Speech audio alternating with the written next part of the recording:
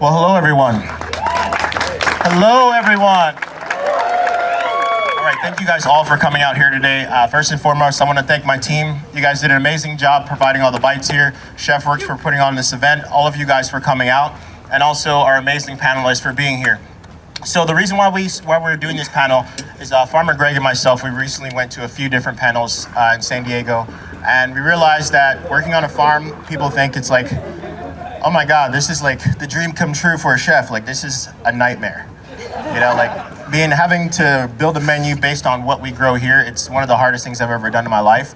And when we went to this panel, they were talking about everything other than farming. You know, and it's like, it's a lot of political things, and I understand that aspect of it, but this panel is here to create and bridge the connections between chefs and farmers, local farmers. And so yeah, we're gonna introduce Chef Aidan here. He's gonna talk a little bit about himself, and we'll get the panel started. Oh, no? All right. I don't know how to get this one done. Hi, my name is Aidan Owens. I am the culinary director for the Puffer Malarkey group. So we have restaurants such as Urban Sea, Urban Wood, Anime, and Lecoq. A huge thing that we do is we try and source locally in San Diego. It's something that a lot of restaurants try and do, and it's something that a lot of restaurants really struggle with.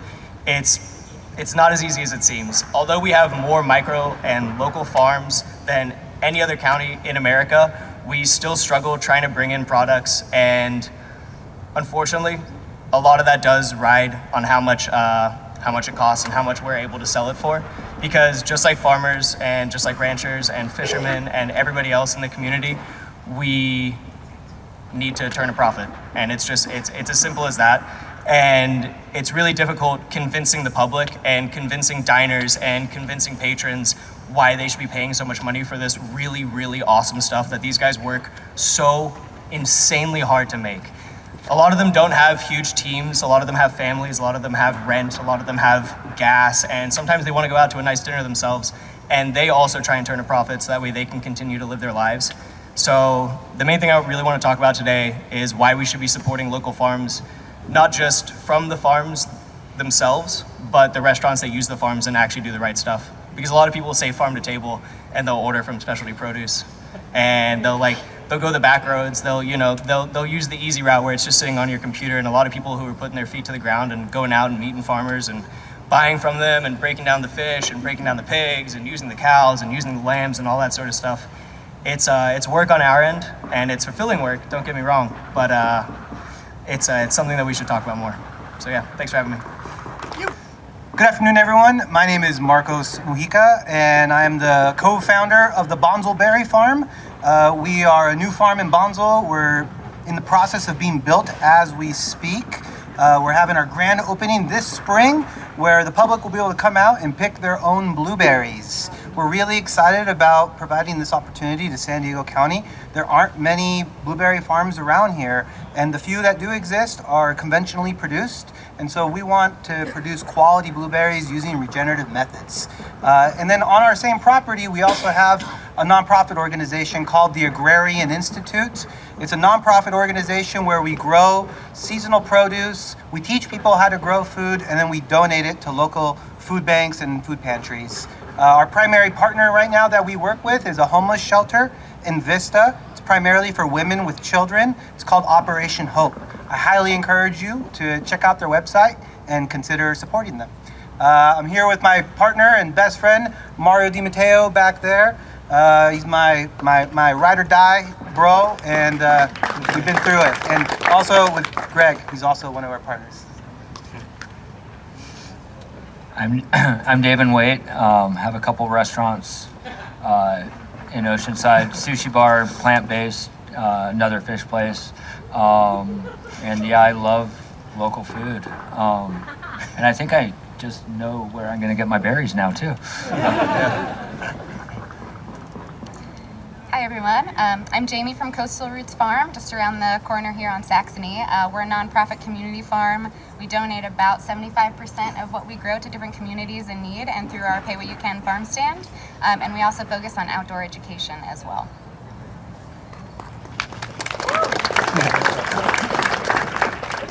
Hey everybody, Farmer Greg. I'm the farm manager here at Fox Point Farms. We specialize in regenerative agriculture with a lot of different mixed vegetables, fruits, and now we have a couple animals, but we're not using them for anything really besides petting zoo. Yeah, we really focus on soil health, really high quality fruits and vegetables, and having direct access to for the public to enjoy them, meaning that it's going to be the most flavorful and the most nutritious possible if we just harvest here, wash and pack it here, and then deliver it the same day or the next day. So we're really trying to hone in on how fresh and how good and how nutritious the food can be. And also cultivating community. You can see, if this is anybody's first time here, we have about 250 condos and homes being built, restaurant on site. We have events for yoga, and we have organic craft beer on site. We have an apothecary. So we're really just trying to cultivate community, bring people here, and just kind of create a positive step forward in the food system. Yeah. Well, thank you guys all for being here. So, Greg, I'm going to kick it back to you with the first question. What is regenerative agriculture? Sure. How much time do we have? No. I'll touch on a few things. Maybe anybody else can jump in too. Like I said, it's really focusing on soil health, but we kind of follow a few basic principles, meaning limited or no chemical or fertilizer inputs as far as pesticides or fertilizers. So we're just using natural products for fertilization, such as animal manures, compost, kelp meal, things like that. Limited or no tillage, so that's really focusing on soil structure and a long-term soil benefit. We also make sure that our workers are, have a living wage and they're not overworked. So it's not only about soil health, but it's also about developing a long-term community. And let's see, what other ones we got? Cover crops. Mm-hmm. Cover crops are one that's also is keeping the soil covered year-round. So if you look out there, it's not just one species or not just one crop. There's 50 different or 50 plus. So we're incorporating different species and doing crop rotation. So instead of just a monocrop of 100% lettuce or something, we have, like I said, lots of different crops, and you rotate beds and blocks, and you're always keeping the soil covered with either mulches or living plants, and that's going to be constantly sequestering carbon and increasing soil biology. And it's the biology in the soil that makes the nutrients available for the plant. And that's, I don't know, maybe I shouldn't get into all the science about it, but yeah, there you go. Yeah, say it again. Microbiome. Yeah. Mycorrhizal fungi for the win.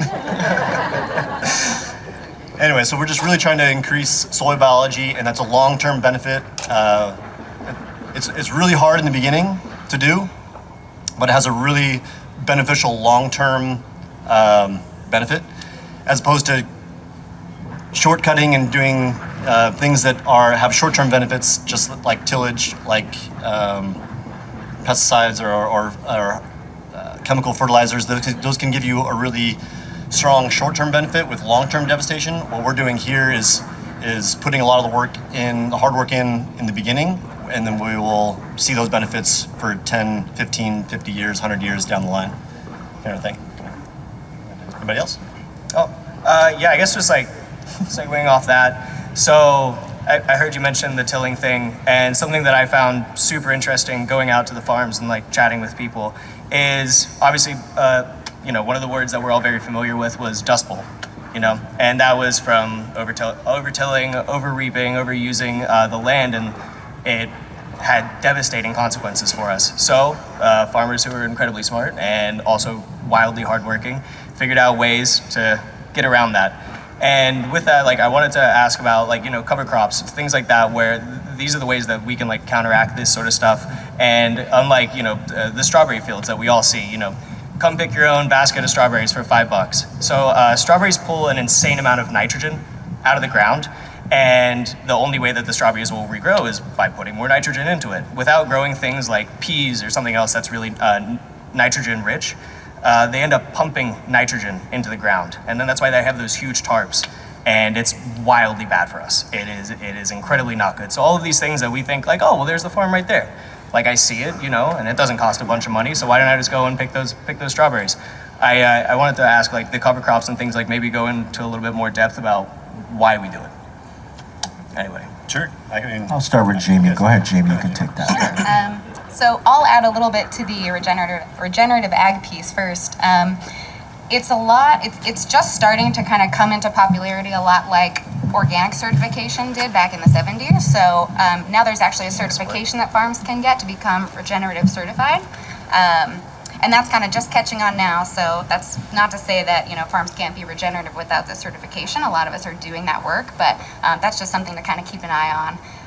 And it kind of even takes organic certification to another level too, and as Greg mentioned, focusing on that soil health beyond just growing without pesticides and all those other things that organic certification already does. So just wanted to add that tidbit there. In terms of cover crops, so we have over at Coastal Roots, we kind of have a little bit of a luxury of space to use, so we're able to kind of rotate our crop families and grow cover crops in between several successions of vegetables. And so we've got the space to be able to rest that land and allow that cover crop to really start pumping those nutrients back into the soil. And we do that by, so we'll seed the cover crop after we remove our cash crop, if you will. And then we'll let it grow, and then we'll do several mows so that the cover crop is then, the roots will slough off when we do those mows. And we'll try to let the cover crop regrow a few times and mow it a few times, because each time we're adding all those nutrients back in. And so the final step there would be to do a really low mow and then to tarp it with a plastic tarp, which obviously is not the most ideal in terms of the environment, but it really helps us to minimize the tillage and the termination of that cover crop. And so that's like our final step before we then pull the tarp back after a few weeks and the soil is black and beautiful and ready to go. So that's kind of how we do it there. Anybody confused on what cover crops are, or what species are used? Or anybody heard of cover crops before? I'm confused. Can you tell me? Yeah. It's pretty much just growing a couple beneficial plants to help put nutrients into the soil. So we do usually a mixture of seeds. There's nitrogen fixers, which literally bring nitrogen, atmospheric nitrogen, out of the air and put it into the soil, because the roots kind of, there's root exudates. So those are things like clovers. There are things of the legume family like peas, vetch, alfalfa. Those are all nitrogen fixers. And then we have broadleaf leafy greens, such as brassicas, which are kind of like mustards or kale or broccoli. We use grasses, which have like a really strong root ball, and they grow really quick, really fast. So we're trying to grow plants maybe 2 feet tall, maybe a little less, more, but before it starts to go flowering. So it's really delicate green material that breaks down really easily. And what we're essentially doing is, she was talking about mowing, is that, yeah, you're mowing it and covering it or mixing that into the soil. And what it's doing is pretty much just composting in place. So we've heard about composting. We have a big compost pile over there. And that was, that has to be turned and there's a process in composting. But cover crops are a way to grow that green material.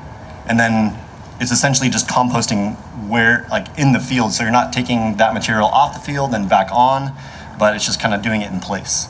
A couple other ones like tillage radish, another one that it helps aerate the soil. So instead of tilling, you're using the radishes or parsnips that go a foot down or a foot and a half deep. So that kind of aerates the soil.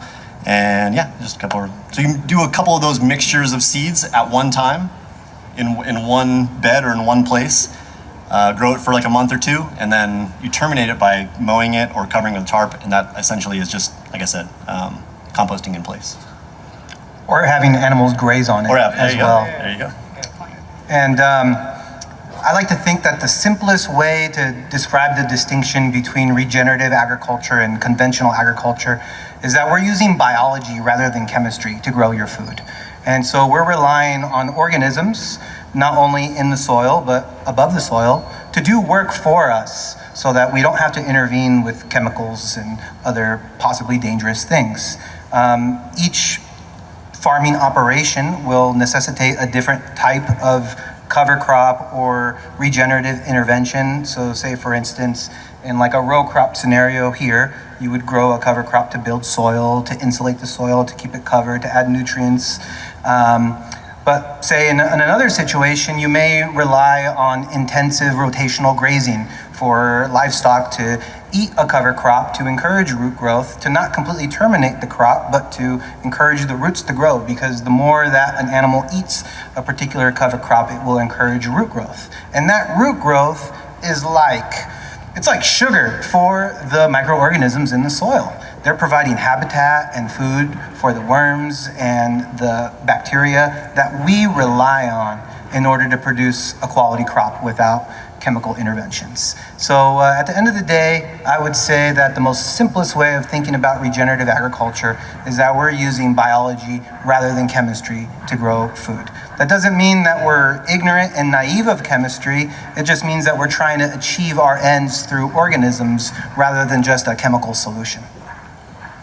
So touching base on that aspect, can you explain the difference between organic and non-organic? Because I know I just recently went to the grocery store and I haven't been in a while, and I was just like, Costco. I cannot go to places like that because there's too many people and I'm just used to ordering and it shows up, or coming to the farm and gathering everything. Can you explain to everyone the differences between organic and non-organic, and how us as chefs can distinction the taste and the difference in that, and also why is it more expensive than the next?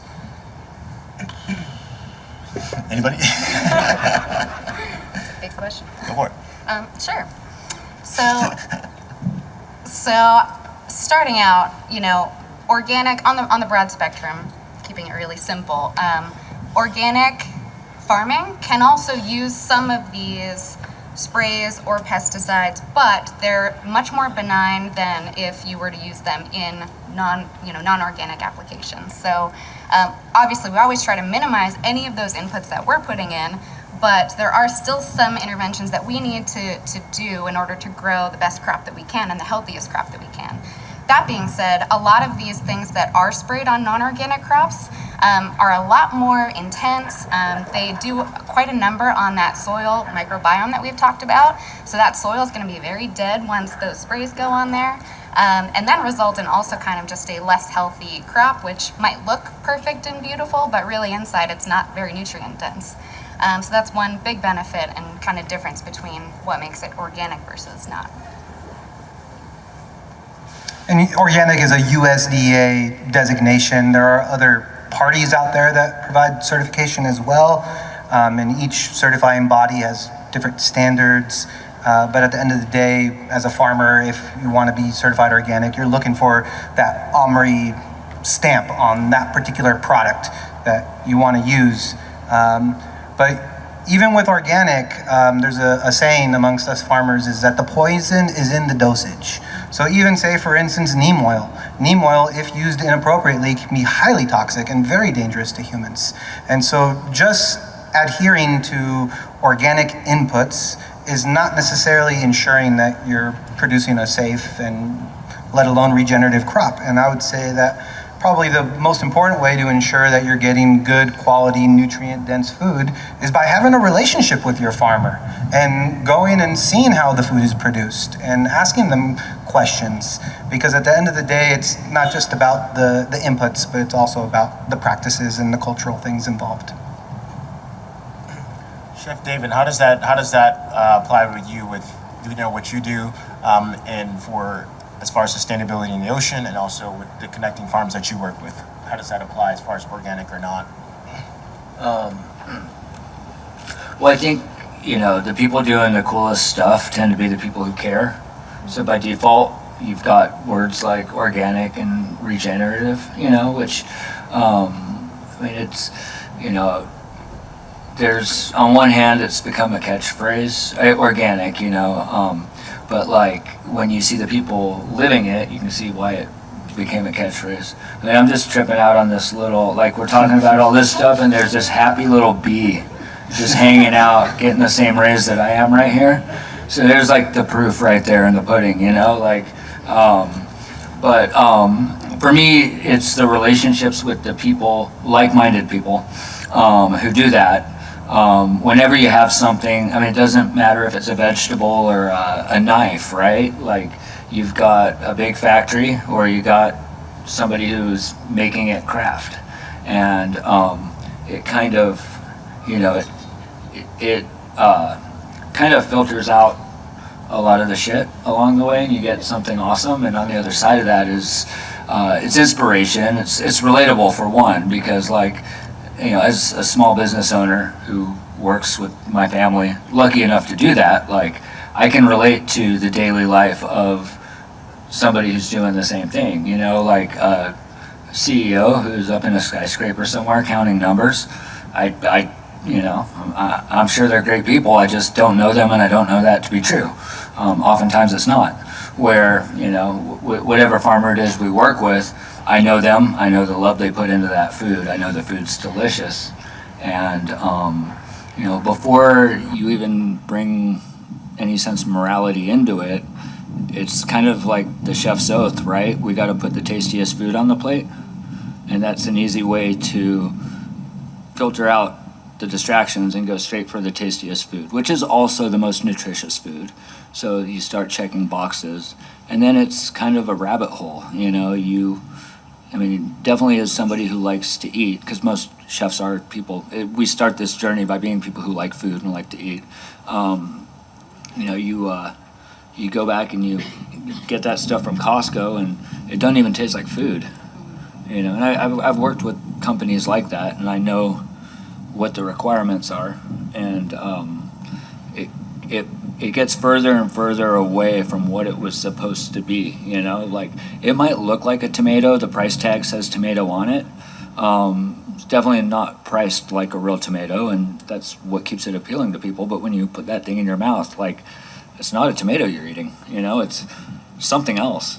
So, you know, for me, keeping it real, making sure that stuff matches, and, you know, we're not perfect, but you get down that road and then it turbocharges your inspiration, because, you know, we want to play with cool stuff, and the excitement from a local farmer or a fisher person, you know, you don't get that just pointing and clicking on a computer screen. That it kind of gets contagious, and then before you know it, you're texting each other crazy ideas about what to do with it at 4 a.m, and that's just how rad stuff happens. Speaking of which, we have a really weird group text. Myself, Davin, and another chef, and yeah, gets a little odd in there. Shit has gone sideways. Yeah. And then just jumping in with like the organic thing.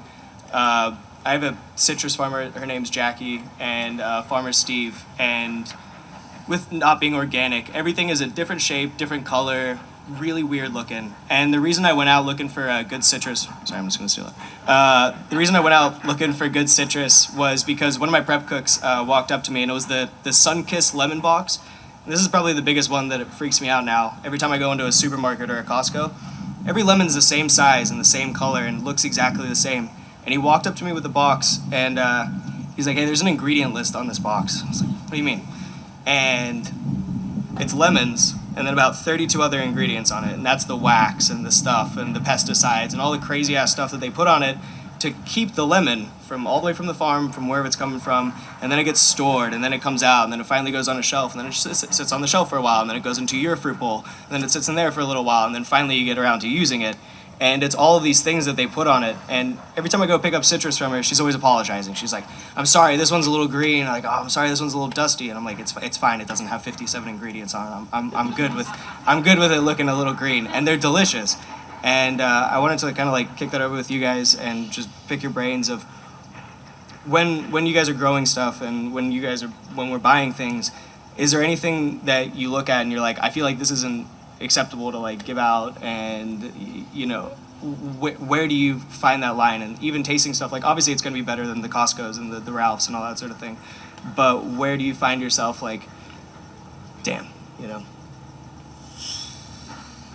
I mean, it's a big question. It's like, because I think it's good. Like, I'll eat it. Yeah. You know? Yeah. But also, if we can't work with, that's like talking with the chefs, being like, is this good? Is this can you use this? Can you get creative with this? And if it's not, you know, directly for a dish or a cuisine, like that's needs to be aesthetically beautiful as well. That's also why we have other streams here. Like we have Chef Claire doing pastries and stuff. So if something's not, you know, exactly, you know, perfect for for a dining experience. It still has a lot of nutrition and a lot of flavor, and we're just going to give that to our pastry chef, and she's just going to like wrap it up and make it into something super good. So that's just one thing, just to kind of have like another alternative instead of something that's just needs to be perfectly beautiful every time. Yeah, because it still tastes good, and it just might have a blemish, or the bee's still there. Yeah, hanging out. Still hanging. Just hanging out. Yeah. Yeah, I think it depends. I mean, ultimately, if we're doing this as a business, it goes back to what the guest wants and expects. And I think, like the red apple, the perfect red apple for the teacher kind of thing, like, well, who says apples are supposed to be red and perfect, or lemons are supposed to be yellow, like we got this box of Meyer lemons, like literally from my friend's backyard. They're beautiful. No one's touching them because they look like oranges, but that's cool because I want them for my project. I don't want them touching them yet, but it's what you sell it as and what it can be. Like, we had a really wet winter, and also, like, the coolest stuff comes from the what can we do with this, how can we save this. Like, I really enjoy buying the stuff off of local farmers that they're having trouble selling on the stands.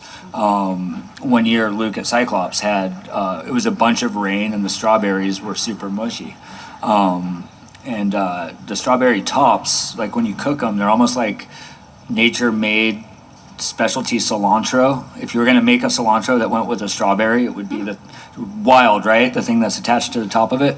So we made strawberry barbecue sauce, and a little bit of that on some other stuff, and that sold like crazy for the entire summer. So it really forces creativity. We're really lucky at a lot of the restaurants because like at Wrench, half of the people coming in there don't know what they're getting. And you think, even as chefs, right, when we leave our house to go eat at a restaurant, we already have what we're going to eat in our mind for most restaurants, and that's kind of where society's at. So the education is super important. The element of surprise is super important. Even the restaurants, like the plot where the menu is more structured, we're kind of like turbocharging the specials, and we've got a little garden on site, but the amuse was always about showcasing some sort of zero waste thing, or what we got in our own, that's a farm out there, we have a garden, it's a little different, but having those outlets, going back to our first restaurant, and this was fish collars are everywhere now, and you go to the fish market and they're sold out. Well, back then we had to teach people to like them. And then creating a cool little gimmick, like calling them fish wings, like that stuff, people love gimmicks, so that's where the marketing comes in. And it never used to be part of the job, but everything moves so fast now, you got to compete with every possible strength that you have to play. Not saying we do it right, but that's been a key to things that we've pulled off and been successful with. So even if it's in a mousse or a free sample, you kind of teach people to like it. And if they like that, then basically we're establishing trust. And once that trust is established, as long as we don't screw up and break that trust, then it's good. Then we can play more, and that's like a really cool place to be for all the way down the food chain, right?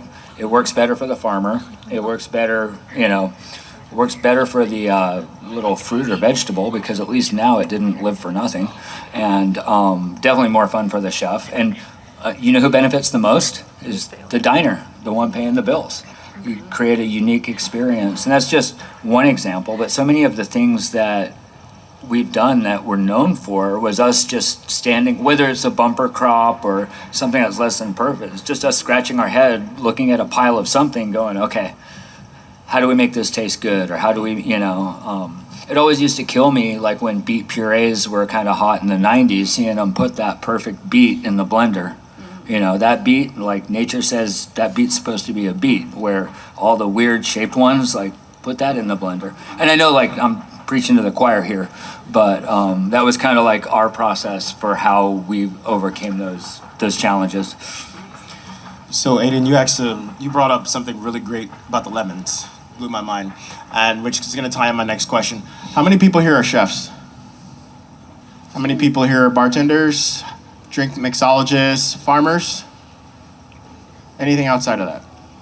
All right, so Seeing as how we're talking about the lemons aspect and the ingredients and talking about education and everything like that, how do all these people here who are chefs and industry people learn about what's in their food? Like, is there like a place where we can come to your farms? Do you host these things? Because I really want to bridge the gap between the chef community and the farmers. Because I really, when I got here, like, I've never met a farmer in a day in my life. Never. I've always clicked. It came, delivered. Oh, thanks. But now, actually being here, I see him every day. We have a weird text group too. Very weird. Pretty radish though. See, that's why it's weird.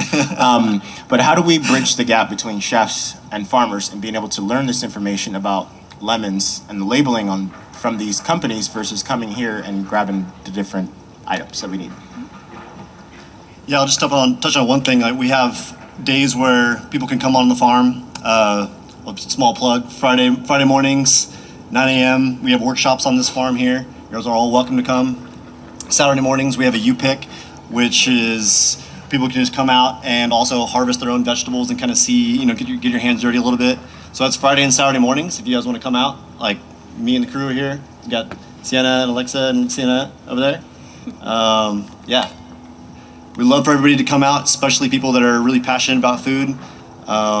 You'll just kind of take a step in our shoes, and then vice versa. I want to get in the kitchen. I know we talked about it a little bit. And we're still waiting. But having that, just swapping a little bit so I can see, how you guys prepare the food, what's, the nitty gritty. And then also I want all y'all to come out and join on the farm. And I know you guys have other volunteer days as well, Coastal Roots. We do, yeah. So we have open volunteer days on Sundays and Wednesdays. You can check out our website, coastalrootsfarm.org, for more info on that. And we also do a public farm tour. I think it's one Sunday a month. But again, you can check the website for that. So Friday, Saturday, Sunday, Wednesday. And Wednesday? Saturday as well. Saturday for Second Saturday of every month, we have a volunteer day. So you can come out, get your hands dirty, and lend a helping hand. We're very grateful for it. It's primarily in our vegetable garden growing operations where the food's being donated to the food pantries. And then starting in spring, we're gonna be open to the public for regular petting zoo hours. We're gonna have a little patio where you can hang out and drink some tea or coffee and have a great time out there. So stay tuned. If you follow our Instagram page, Bonzel Berry Farm, you can get all the latest updates on there. But I will say one more thing in that same vein of thought. Growing in Southern California is very challenging because we live in one of the most expensive counties in the entire nation. Real estate is just astronomically expensive here. And so to viably grow a crop here and pay for the cost of the land is damn near impossible. And so us as farmers, we've had to get quite creative to figure out ways to make it economically feasible for us. And growing commodity crops on a large scale and trying to compete with, huge farms all around the country is very, very, very difficult when we have the cost of land and labor to budget into here in Southern California. And so we've had to get creative. And what you see up here is 3 expressions of essentially what is called agritourism. We want to connect the consumer to the means of production. We want people to know us as people. We want you to trust us. We want you to see how we produce things and why we produce things. And by getting people to our farms, like all of you are here today, we are able to sell our products direct to the consumer at full retail price, bypassing any kind of distributor or store that's going to take a large cut. And that is the unfortunate reality of farming in Southern California, is that farmers have to do hospitality as well. And we rely on you. And so please do business with us, visit, continue to support local agriculture, because we cannot do it without an informed consumer base. I have something to add to that. Yeah, with that, farmers want you to come to their farms and buy stuff. That's why they do it. So with that, we have a couple really good ones just in the area. Chino Farms, a lot of you guys know. Mikado is terrifyingly honest, but he's a really good guy and a really great farmer. So if you go down to Chino Farms, you can look it up. It's called the Vegetable Stand in your phone. It'll take you right there, and you can chat with him. He's great. Spencer at Sage Hill Farms, Farmer Greg knows him. He's also a really nice guy. And the other one is just looking up like farms in your area, jumping on Instagram, sending them a message. Hey, I'd love to come check it out. I've done a bunch of farm tours. I know Chef Davin has too. We go out, we try and find good farms, and they love talking about what they're doing because they care about it. Like he was saying, the passion that these guys have is like the reason that I'm sitting here speaking. It's commendable what these guys are doing. And if you reach out, there's a 99% chance, unless they're on vacation, that they'll ask you to come out, see what they're doing, and hopefully take some stuff home. Please go support these guys, and it's so much easier than you think. It's really daunting, like fishermen are kind of scary, but once you go down, you find out that they're all just crazy. Yeah. Yeah. Well, first off, let's give it a round of applause for our panelists. Did you guys hear that? I couldn't hear anything. Can we give a round up for our panelists, please? Thank you. Also, I want to give a round of applause to Sienna, and Alexa. Farm crew. These are the amazing ladies here that keep us all focused here with the farming, and they're just amazing. They do a lot here, and I'm truly grateful for what you guys do here. So I'm gonna have them come over here for a second. Then I'm gonna have Aaron to the mic, please. Aaron to the mic, there he goes. Aaron's gonna take us out after the farm. Sienna gives a short instruction. Sienna. No.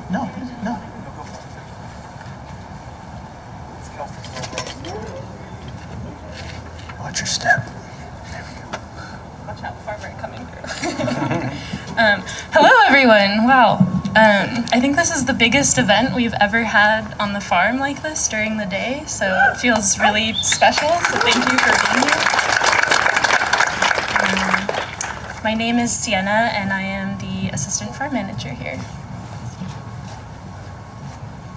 Hi everybody, thank you so much for coming. My name is also Sienna, and I'm the distribution manager on the farm. Hi everybody, my name is also Sienna. I'm joking, it's not. My name's Alexa. I'm head of germination and seeding at Fox Point Farm. And yeah, today when we got into the farm, we didn't know there was going to be this many people. So it's really awesome to have you all here.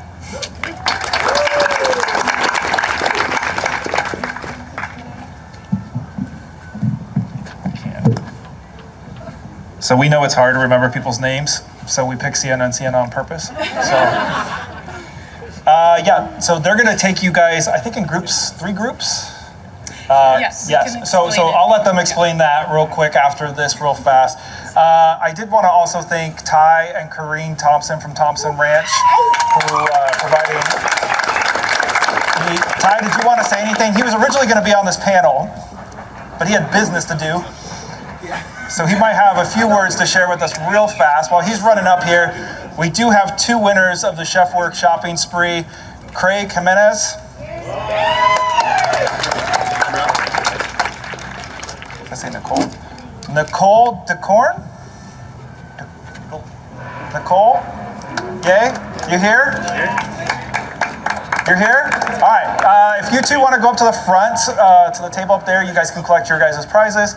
And then the rest of the raffles we'll do after the farm tours. There's gonna be more bites out over here. We have beer tastings happening over here. So if you're not on one of the first tours, which one of the Siennas is gonna explain right now, stick around. We got plenty of entertainment for you guys while you're waiting for your turn. All right, Ty, hey. Yes, sir. Hey guys, thanks for coming out and supporting Fox Farms and us and every vendor here. We truly appreciate it from our farm to table, I guess. A little bit about us. We are a pork producer here in Southern California on a regenerative practice. Thank you. We're striving to work really hard to bring high-end quality product to you guys. Again, it takes a team of these individuals here to do what we're doing and to believe in the mission. Thank you to Chef Jojo and Ashley and my squad over there for performing this and making this dream come true. Thank you for Kelston for the invite in table 1807. It's a deep accomplishment for us to be here. Again, we really appreciate it. And to my photographer, Jordan, right there, that guy, he's the man right there. Make sure you guys all say hi to him. But again, thank you guys for coming out. Don't forget to stop at our station and check us out. Ask any questions you guys might have. Thank you, guys. I got a question. Yes, sir. So, we all know Ty. I'm sure if you don't, you better get to know him. Best product in the city and in the state. Ty, can you explain a little bit about your process as far as with your animals? Because honestly, you guys have all driven up I-5 heading to the Bay, right? And you smell those farms and they smell horrible, right? Yes? Yes, no?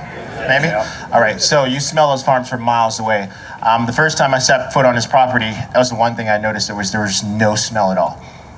The pigs are just roaming and they're touching them. It's just like, damn, like, shit, where's the smell at?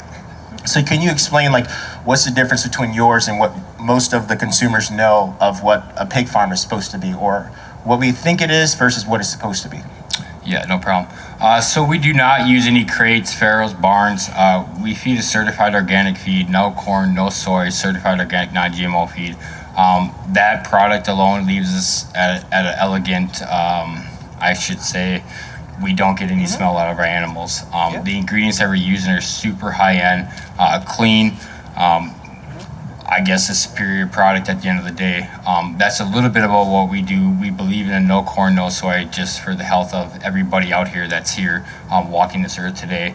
And the chefs that actually get to cook with the product, they can see a significant a difference in the product of what we're doing and what the commodity is doing. But again, we're rotating, we're doing regenerative practices. I don't look for all the labels because there's a mystery behind the labels, right? So you wanna physically see what we're doing, come out to the ranch and you can touch the animals, you can see what we're doing. I'll show you my feed program, I'll show you everything. Transparency is our number one thing. So any other questions? Real fast. We recently did a breakdown, and that's going to be coming out as a sponsor. Yeah, so thank you guys for putting that on for us, and we love breaking down whole animals with Ty. And the main question that we get, and the main question that other chefs in the area are always asking is Ty's pork. It is the best. It's all the best we've tasted. Why does it cost so much? That's a good question, right? It's a good question. It's worth it. So why my pork is different than others is because we go back to the genetics, the lineages, and the feed program. We have brought it down to science in the feed program that we're doing to create the product that is what we're creating. And the genetics is something there. Our hogs are DNA tested, proven meat quality hogs. I source to try to give what I'm giving to be raw. I mean, this is going to be as nature as it can. These animals aren't on pasture. These animals are eating organic feed, keeping the staple of the animal there. Not changing the product, not changing the feed program, not trying to make them gain weight or lose weight, whatever you want to call it. We're just letting them be how they are. But my product is a little bit more superior. We're working at the feed mill up in Modesto. To get these products here, it's very expensive. That's why at the end of the day, to the consumer, it might come out a little bit more pricier, but at the end of the day, you're getting a healthier product, right? You either get it now or you get it later. One of the two. The choice is yours, I guess, so. Ty, I'm looking at your shirt. What is that? Can you explain to everyone what else you're doing? So Fasona, we are raising a myostatin beef here in Southern California. It is a beef from Italy. We have imported here through Washington to Monzo Piemontese. Again, the product we're speaking about is high end, no fat. There's a lot to it. On 7 continents, the healthiest beef you can honestly eat. It's a little bit different for the product that we're bringing to the chefs here. This beef will cook 50% faster than your average beef, right? So a lot of people don't understand that. It's just not something I give out to everybody. It's got to be in the specific hands, aka Chef Jojo over there. That's why he's creating this dish for what we're doing to get this product out there. We're raising beef here from harvest to whatever. to market.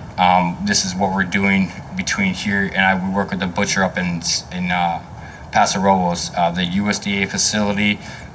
They're specifically cutting our beef, our pork to our specs.